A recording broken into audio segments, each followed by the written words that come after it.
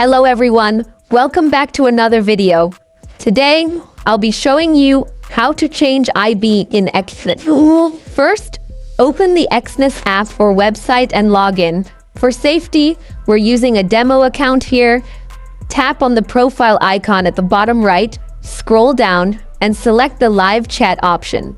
Request to change your partner IB code. You can type a message similar to the example I'm showing.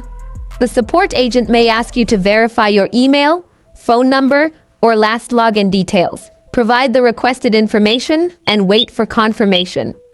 If your account has no trading history, your IB can be changed in just a few minutes. If you already have trading activity, changing it might not be possible. Next, you'll be directed to the partner change page. Enter the reason for the change and the new partner's link. You don't need to fill out where you found your partner or any comments. Click submit, get your verification code, and wait for the update.